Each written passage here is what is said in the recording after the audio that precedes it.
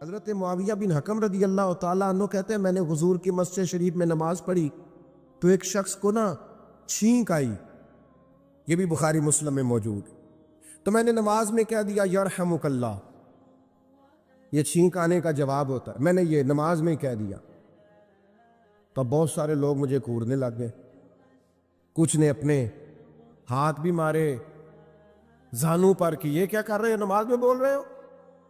فرماتے ہیں نماز مکمل ہوئی ہو، یہ لفظ ہے حضرت معاویہ بن حکم رضی اللہ تعالیٰ عنہ کے، فرمانے لگے قسم اللہ کی میں نے حضور سے بہتر سمجھانے والا نہ پہلے کبھی دیکھا ہے نہ بعد میں کبھی دیکھا۔ اب دیکھیے ہمارے ہاں محفل ہوتی ہے، لوگ گلیاں سجانی شروع کرتے ہیں 1 یا 2 دن پہلے،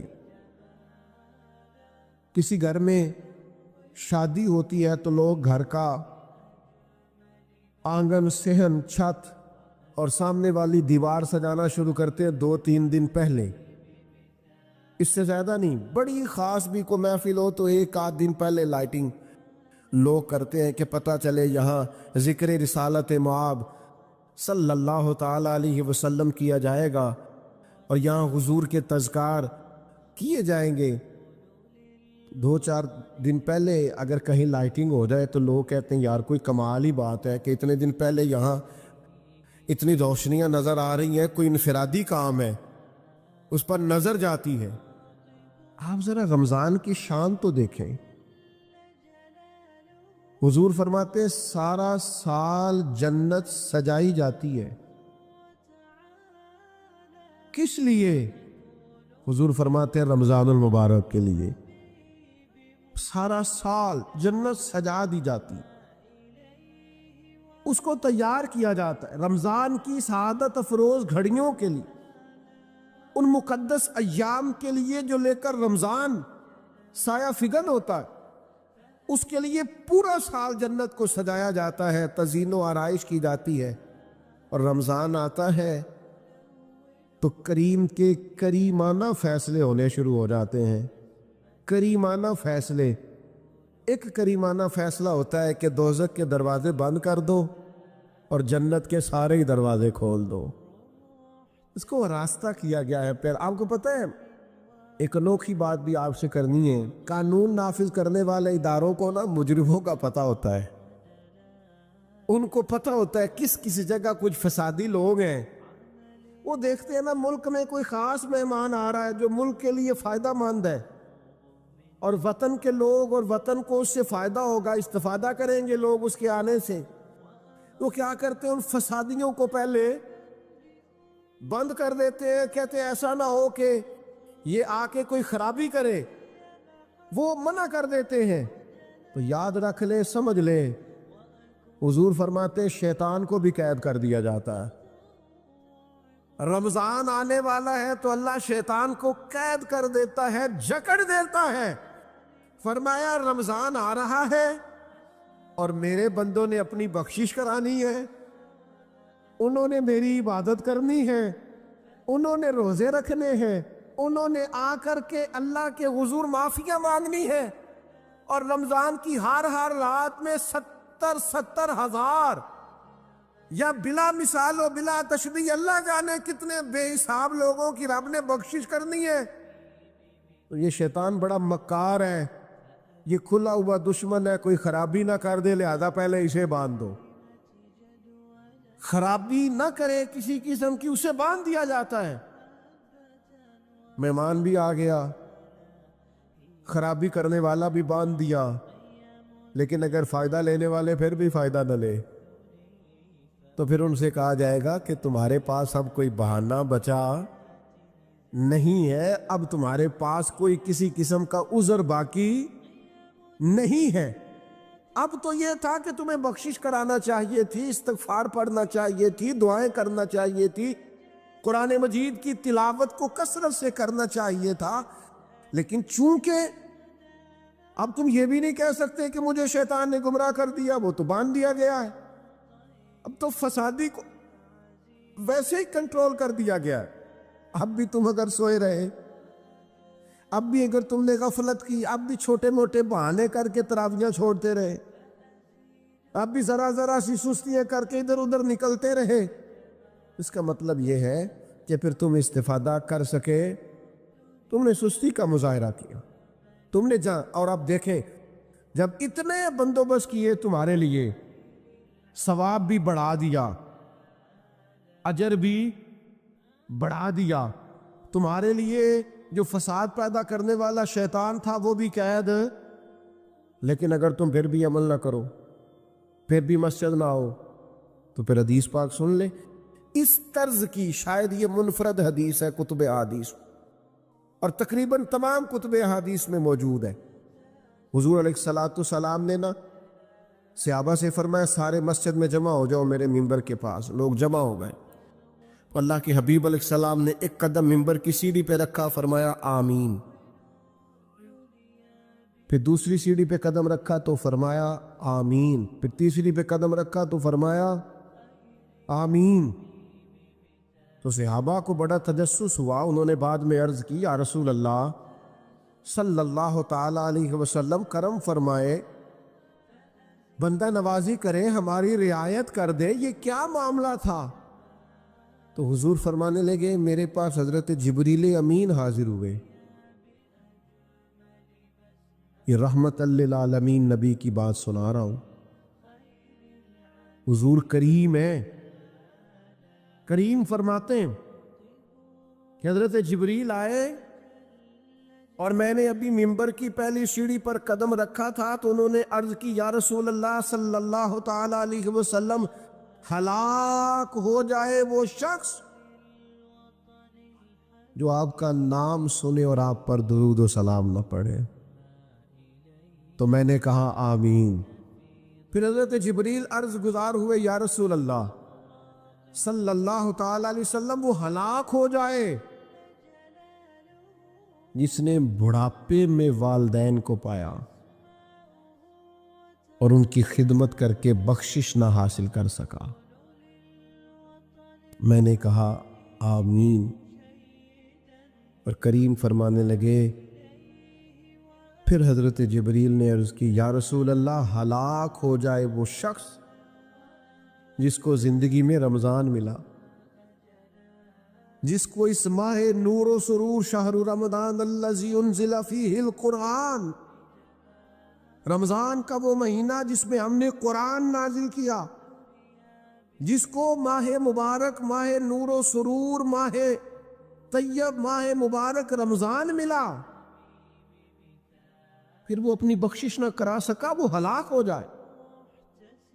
تو حضور فرماتے میں نے بھی کہا آمین، اللہ تعالی ہم سب کو محفوظ فرمائے۔ میں عرض کر چکا ہوں کہ جب ثواب بھی بڑھا دیا گیا اور جب طاقت بھی بڑھا دی گئی عبادت کی، اور جب برکتیں بھی زیادہ ہو گئیں، نعمتیں بھی زیادہ ہو گئیں، رکاوٹ ڈالنے والا، رخنا ڈالنے والا شیطان بھی قید کر دیا گیا، تو اب بھی کوئی شخص اگر توجہ ہی نہ کرے، رجوع ہی نہ کرے، تو پھر اس کے لیے یہ حکم آیا کہ وہ ہلاک ہو جائے، پھر وہ برباد ہو جائے۔ جب اتنی سعادتیں موجود ہیں، اتنے بندوبست کیے گئے ہیں، جنت کو سجایا گیا ہے، رمضان شریف میں 2-4 کام ضرور کرنے۔ ایک تو روزہ رکھنا ہے، کچھ ہمارے پنجابی بہانے بھی ہیں، پنجابی بہانے، میں جی مزدوری کرنی ہوں ہے نہ پھر روزہ تو نہیں نہ رکھ ہوں۔ اللہ نے نہیں سی پتا کہ مزدوری کرنی ہے، تو اللہ نے کیوں فرض کیا روزہ؟ ہلکے سے لوگ بیمار ہوتے ہیں، بالکل معمولی سے، کوئی ایسا عذر نہیں، روزہ چھوڑ دیتے۔ ذرا ذرا سی باتیں لے کر لوگ، آپ یقین کریں، اہمیت کو نہیں سمجھتے، اور بعض صرف سست ہیں، غافل ہیں، منہ پھیرے ہوئے۔ اگر یہ ایک حدیث سمجھ میں آ جائے نا، ترغیب و ترہیب میں اور دیگر کتب حدیث میں بھی موجود ہے، حضور نے فرمایا جس نے رمضان کا ایک روزہ چھوڑ دیا، زندگی بھر بھی روزے رکھے، وہ فضیلت نہیں پا سکتا جو رمضان کا روزہ سے فضیلت اسے مل رہی تھی۔ اتنی بڑی بات ہے، آپ اس کو سمجھ لیں، یہ سعادت افروز روزے ہیں رمضان کے، تو کوشش کریں اپنے آپ کو مینج کریں، مینٹین کریں چیزوں کو، اپنی صحت کا خیال کریں، میں تو دوستوں سے کہا کرتا ہوں رمضان سے پہلے جو ایام ہے پہلے سے بڑھ کر اپنی طبیعت کا خیال رکھیں تاکہ رمضان میں کوئی کسی قسم کی طبیعت میں بھی کمزوری پیدا نہ ہو اور صحیح صحت مندی کے ساتھ انسان رمضان شریف کے روزے گزار سکے۔ دوسری بات ہے رمضان میں خوب قرآن مجید پڑھنا۔ شہر رمضان الذی انزل فیہ القرآن، رمضان ہی کا تو وہ مہینہ ہے جس میں قرآن نازل کیا گیا۔ نبی کریم صلی اللہ تعالی علیہ وسلم رمضان المبارک میں حضرت جبریل امین علیہ السلام کے ساتھ قرآن مجید کا دور فرمایا کرتے۔ حضور حضرت جبریل کو پارہ سناتے اور جناب جبریل نبی کریم علیہ السلام کو سنا۔ یہ دور ہوتا ہے قرآن مجید کا۔ اللہ نے کتنی زیادہ توفیق دی ہے، ہر مسجد میں تراویح میں قرآن پڑھا جاتا ہے۔ تھوڑی ہمت کریں، تھوڑی کوشش کریں۔ ہمارے بزرگ فرمایا کرتے تھے ایک پارہ گھر میں پڑھا کرو قرآن مجید کا تاکہ تمہیں دیکھ کے بچے بھی پڑھیں، اور ایک پارہ مسجد میں تلاوت کیا کرو، اور ایک رات کو تراویح میں 3 پارے روز قرآن مجید کے ہو جائیں گے تو انشاءاللہ تعالی رمضان ختم ہوگا تو 3 قرآن پاک بھی ختم ہو جائیں گے۔ یہ ارادہ کریں، یہ پروگرام بنا، خوب قرآن مجید سے دلچسپی پیدا کریں۔ تیسرا کام رمضان میں جو کرنے والا وہ ہے کثرت سے استغفار۔ کچھ غلطیاں نا ہم کرنا نہیں چاہتے، ہم سے ہو جاتی ہیں۔ کچھ غلطیاں ایسی ہیں جو ہم بڑی بڑی کر چکے ہیں لیکن ہمیں یاد ہی نہیں، بھول گئے۔ کچھ خطائیں ہم سے ایسی سرزد ہوتی ہیں جو لاشعوری میں ہو جاتی، ہمیں سمجھ نہیں ہوتی کہ یہ خطا ہے اور اتنی بڑی ہے۔ کسی شخص کو بعض اوقات کوئی ایسی بات کہہ دیتے ہیں کہ ہماری نظر میں وہ بات معمولی ہوتی ہے، پر وہ بیچارہ ساری رات سو نہیں سکتا۔ رمضان کا مہینہ ہے اپنے رب سے معافی مانگنے کا مہینہ، اس سے توفیق مانگنے کا مہینہ، اس کے حضور حاضر ہونے کا مہینہ۔ میں آپ کی خدمت میں عرض کروں،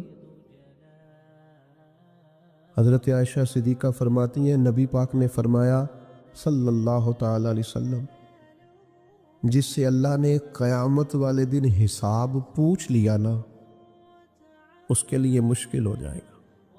حساب یسیرہ یہ ہے کہ وہ مہربانی فرمائے اور فیصلہ جب کرے تو کرے ہی درگزر والا، فرمائے جا تجھے معاف کیا۔ رمضان کا خاص مہینہ ہے، سحری میں بھی دعا قبول ہوتی ہے، افطار میں بھی دعا قبول ہوتی ہے، صبح سے لے کے افطاری تک بندہ ہر وقت عبادت میں ہوتا ہے۔ تراویح کے بعد بھی دعائیں مانگے تو وقت قبولیت کا ہے۔ میرے بھائیوں، رمضان کی راتیں بھی قبولیت کی، آخری طاق راتوں کی شان قبولیت کی، لیلۃ القدر قبولیت کی۔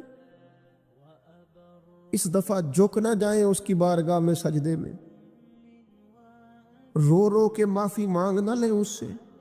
ہم برے نہیں ہیں، چاہتے نہیں ہیں، پر ہمارے وجود سے کچھ غلطیاں ہو جاتی، ہمارے سینوں میں کچھ پچھتاوے ہیں، کچھ من میں باتیں ہیں۔ اس دفعہ اس کے حضور عرض نہ کریں کہ کچھ کمیاں رہ گئی ہیں، دل نہیں کرتا تھا ایسا ہو، پر انجان تھے، نہ چاہتے ہوئے بھی کمزوریاں ہو گئیں۔ رمضان آ رہا ہے، بڑا گولڈن چانس ہے، بڑا خوبصورت موقع۔ بھائیوں، رمضان کی ہر سحری کے بعد رب سے معافی مانگ۔ آپ کو پتہ ہے اتنی بڑی امت مسلمہ لیکن ہر گلی میں کمزور ہے، ہر جگہ رسوائیاں ہمارے ساتھ چمٹی ہوئی ہیں، ہم چاہ کے بھی اپنے بھائیوں کی مدد نہیں کر سکتے۔ میرے پاس ایسے ایسے جوان آتے ہیں جو کہتے ہیں ہمیں بتائیں نا ہم فلسطین کے لیے کیا کر سکتے، ہمیں بتائیں نا۔ یہ ہماری بے بسی، یہ ہماری غلطیوں کا نتیجہ ہے۔ تو خوب استغفار کریں، اپنی کوتاہیوں کی معافی مانگیں۔ رمضان کی ہر صبح میں، ہر شام میں، ہر دن میں، ہر رات مصلے بچھا بچھا کے عرض گزار ہوں کہ مالک تو ہمیں معاف فرما، اور میں آپ سے ایک اور بات بھی عرض کروں، شیخ ابو الحسن کو میں پڑھ رہا تھا تو روتے جا رہے تھے ایک شام تو ان کے کچھ لوگوں نے ان سے کہا کہ حضور اس قدر زیادہ آہوزاری، تو فرمانے لگے میری بس اتنی خواہش ہے کہ جب میں اپنے رب سے ملوں نا تو میرا رب مجھے ناراض نہ ملے، تو میں ہر وقت اس لیے تڑپتا ہوں کہ میرے اندر جو کوتاہیاں مجھ سے ہو گئی ہیں میرا مالک وہ مجھے معاف کر دے۔ ہم نے کوشش کی ہے زندگی میں ماں باپ کی خدمت کر، لیکن نہیں، ہم سے ان کے حق ادا نہیں ہو سکے۔ کوشش کی ہے بہن بھائیوں پر توجہ دینے کی، لیکن حق ادا نہیں ہو سکے۔ چاہیے تھا اولاد کی تربیت بڑی شاندار کرتے، لیکن سہولتیں کچھ زیادہ دے بیٹھے، لاڈ پیار کچھ زیادہ کر سکے، ان کی تربیت کا بھی صحیح حق ادا۔ اللہ نے عزت زیادہ دی تھی، جواب میں ہماری خدمتیں تھوڑی، ہم اپنے رب کی بارگاہ کی حاضریوں کے بھی حق ادا نہیں کر سکے۔ اس نے ہمیں نوازا زیادہ ہے، ہمارا شکر کم ہے، ہم اس کا حق ادا کرنے کا کام یہ ہے میرے بھائیوں کہ رمضان میں خوب استغفار کریں۔ ہم سے جو کمیاں رہ گئی ہیں اس پورے ماہ مبارک میں، اپنے مالک سے عرض کریں کہ مالک اس ماہ مبارک میں جنہیں تو معاف کرنے والا ہے ان میں ہمارے بھی نام شامل فرما، اور بھی عرض کرنی ہے،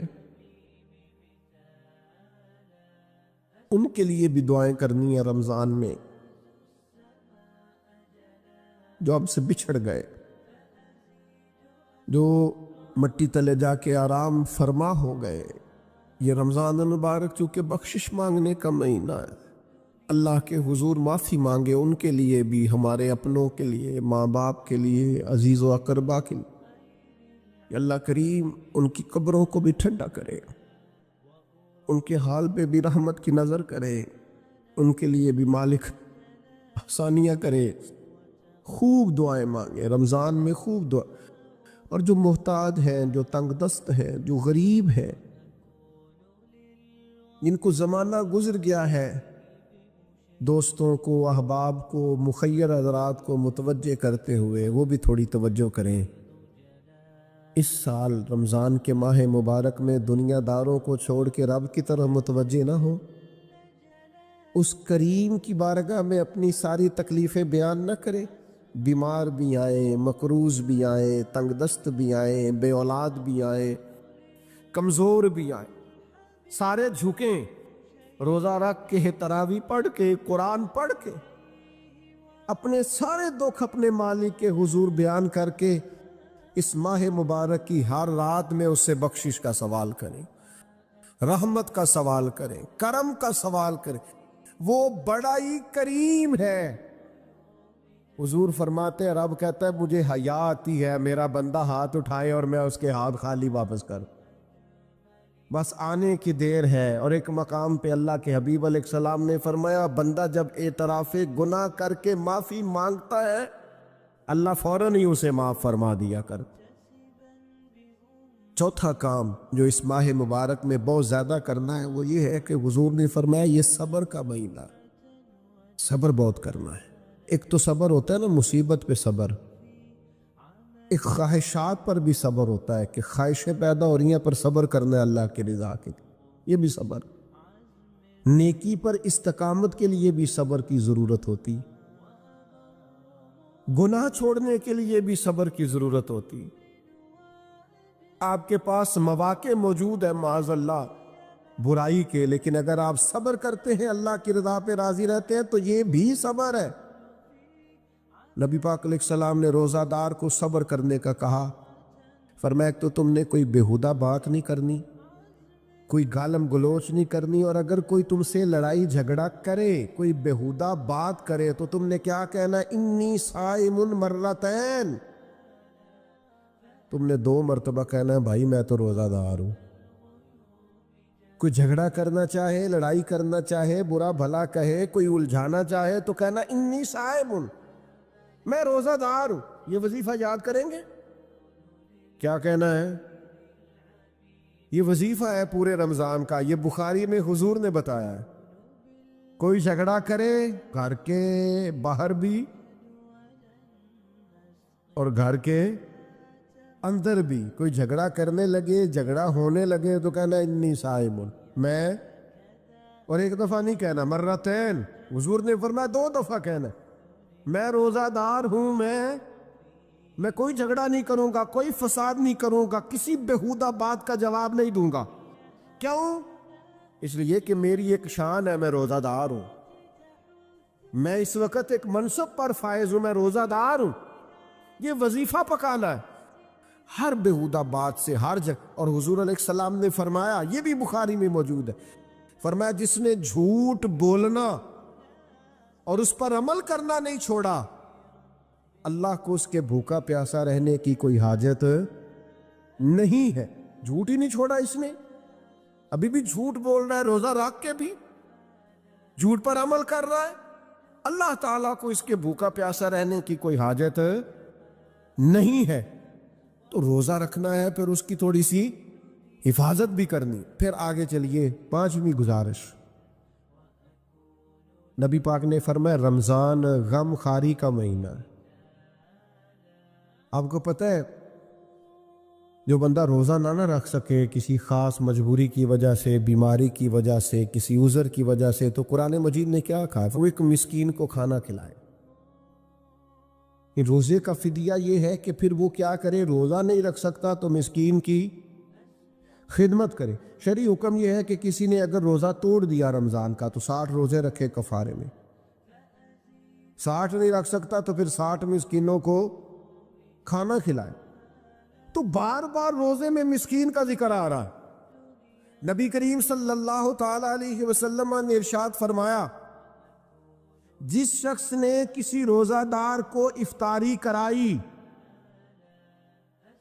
تو اللہ تبارک و تعالی افطاری کرانے والے کی بخشش بھی فرما دے گا، اور فرمایا جتنا اجر روزہ رکھنے والے کو ملے گا اتنا ہی اجر اللہ افطار کرانے والے کو بھی عطا فرمائے گا۔ یہ بات یاد رکھ لیں کہ نبی پاک علیہ الصلوۃ والسلام نے فرمایا جس نے ایمان اور احتساب کی نیت کے ساتھ رمضان میں قیام کیا، اللہ اس کے پچھلے سارے گناہوں کو معاف فرما دے گا۔ اور ایک مقام پر نبی پاک صلی اللہ تعالی علیہ وسلم نے بیان کیا، یہ مشکات میں موجود ہے، حضور فرماتے ہیں رمضان اور قرآن دونوں قیامت کے دن بندے کی شفاعت کریں گے۔ رمضان کہے گا یا اللہ میں نے اسے دن بھر کھانا کھانے سے باز رکھا اور تیری بارگاہ کے حکم کے مطابق اس نے اپنے آپ کو ان چیزوں سے بچا کے رکھا، اور قرآن کہے گا مالک رات میں نے اسے نیند سے روکے رکھا۔ کیا مطلب؟ اس نے کھڑے ہو کے عبادت کی، اگرچہ اس سے مراد شارحین حدیث نے تراویح بھی لیا ہے، تہجد کی نماز بھی لیا ہے، صلاۃ اللیل بھی لی ہے، لیکن میرے عزیز یہ خاص ربط ہے قرآن مجید کے ساتھ تراویح کا۔ مسنون ہے رمضان کی راتوں میں قرآن مجید اور تراویح کا پڑھنا۔ اگر تھوڑی سی نا طبیعت میں صرف تبدیلی پیدا کی جائے، میں نے دیکھا ہے کہ جو لوگ کہتے ہیں نا میرا وقت بڑا قیمتی ہے، بڑی ساری جگہوں پہ آپ کو بیٹھنا پڑتا ہے، بیٹھیں آپ 2 گھنٹے بیٹھیں، 3 گھنٹے بیٹھیں۔ میں نے دیکھا ہے لوگ جاتے ہیں کسی دفتر میں تو رات کو ہی چلے جاتے ہیں، اس علاقے میں کھڑے ہیں، پاسپورٹ کے دفتر کھڑے ہیں، شناختی کارڈ کے دفتر کھڑے ہیں، امیگریشن کی لائنوں میں کھڑے۔ کچھ ذہن تو بنائیں کہ میں نے رات کھڑے رہنا ہے اور اپنے رب کی عبادت کرنی۔ تراویح کو ذرا ذوق سے آپ اگر تھوڑا ارادہ کر لیں گے نا، یعنی کوئی ایسا مشکل کام نہیں۔ میری تو رائے یہ ہے کہ پہلے 3-4 دن ذرا جم کے ذہن بنائیں اور تھوڑا سا نا روٹین کو بدلنے کی کوشش نہ کرے۔ جس امام صاحب کے پیچھے تراویح شروع کریں کوشش کریں ساری وہیں پڑھیں۔ روٹین بدلنے سے بھی سستی آتی ہے، ایک دن یہاں گئے 2 دن وہاں گئے، تو یہ روٹین بدلنے سے بھی بعض اوقات سستی آتی ہے۔ کوشش کریں ایک جگہ پہ قرآن شریف سننا شروع کریں اور پھر پورا قرآن مجید وہیں پہ سنیں۔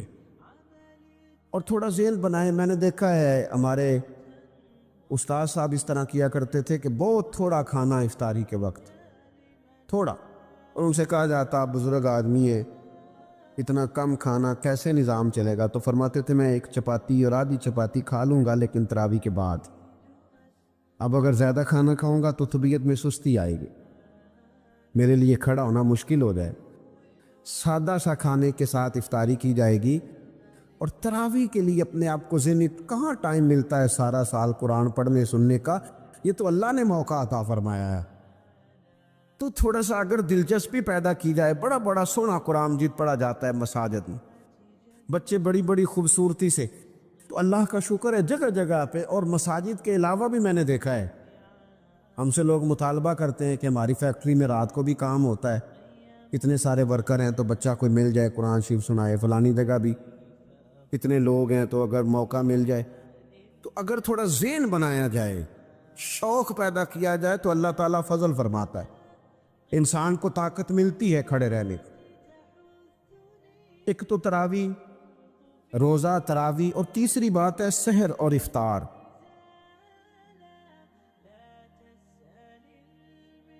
یہ جو سحری اور افطار، یہودی جو تھے نا وہ سحری نہیں کرتے تھے، سحری کا نام و نشان نہیں تھا، روزہ رکھتے سحری نہیں کرتے. تو نبی پاک صلی اللہ تعالیٰ علیہ وسلم نے فرمایا ہمارے اور یہودیوں کے درمیان فرق ہی سحری کا ہے. اور نبی پاک صلی اللہ تعالیٰ علیہ وآلہ وسلم نے فرمایا سحری کھایا کرو، سحری کھانے میں برکت ہے. اور اگلی بات سننی ہے آپ نے تو خوش ہو جانا ہے، سحری کو معمولی نہ سمجھے، سحری کرنا عبادت ہے. ہاں آپ مت سمجھیں کہ میں روٹی کھا رہا ہوں، یہ تو میرے سامنے دہی رکھا ہوا ہے، یہ تو سالن رکھا ہوا ہے، یہ تو اچار رکھا ہے، تو چپاتیاں رکھی ہیں. سحری کھانا عبادت ہے. آپ صبح اٹھے، آپ کی تو روٹین ہی اور تھی، تو 7 بجے کھاتے تھے، 9 بجے کھاتے تھے. یہ جو آپ صبح کھا رہے ہیں اٹھ کے سحری میں، اپنی مرضی سے تھوڑی کھا رہے ہیں، یہ تو کسی کے کہنے سے کھا رہے ہیں، یہ تو کسی کے بٹھائے بیٹھے ہیں. یہ جو سحری کا لنگر ہے یہ رب رسول کی رحمت کے ساتھ عطا ہوتا ہے، یہ کرم ہے، یہ اللہ رسول کے بٹھائے بیٹھے. کیا میرے رسول پاک صلی اللہ تعالیٰ علیہ وآلہ وسلم نے بات کھولی ہے، ترغیب و ترہیب میں حدیث ہے. اللہ کرے یہ کبھی چسکا لگ جائے، یہ والا مزہ آ جائے، تو پھر تو گھر میں دسترخوان نہیں بچھا ہوا ہوگا، پھر تو رنگ ہی کوئی اور ہوگا. حضور فرماتے اللہ تعالیٰ اور اس کے فرشتے سحری کھانے والوں پر رحمتوں کا نزول فرماتے ہیں. کھائی روٹی جا رہی ہے، پکا ہوا کھانا ہے، لیکن حضور فرماتے ہیں رب بھی رحمتیں فرما رہا ہے اور اللہ کے حکم سے فرشتے بھی رحمتوں کا نزول کر رہے ہیں سحری کھانے والوں پر. تو خوب توجہ سے، ذوق سے، شوق سے. اور پھر جو افطار کا معاملہ ہے، حضور فرماتے ہیں جب روزہ کھولنے والا روزہ کھولتا ہے تو جو دعا مانگتا ہے رب قبول فرما لیتا ہے. یعنی افطار کا وقت ایسا ٹائم ہے جو دعاؤں کی قبولیت کا وقت ہے. افطار کرنا بھی ہے، کرانا بھی ہے. مہنگائی ذرا عروج پہ چلی گئی ہے، میں بار بار کہتا ہوں. مجھ سے نا لوگ دعا کے لیے مجھے کہتے کہتے اپنے کئی دکھ بتا دیتے. تھوڑا سا نا افطاریاں مہربانی فرمائیے گا، سیاسی نہ کیجیے گا. وہ جن سے مال لیتے ہیں، وہ جن کو مال دیتے ہیں، وہ جن سے ووٹ لینے ہیں، وہ جنہوں نے ووٹ لینے ہیں، اس بنیاد پر سحر افطار کے بندوبست نہ کریں رضا الہی کے لیے. میرے محبوب فرماتے جس نے رب کی رضا کے لیے کسی کو افطار کرایا، جتنا ثواب اللہ روزہ رکھنے والے کو دے گا اتنا افطار کرانے والے کو بھی عطا کرو.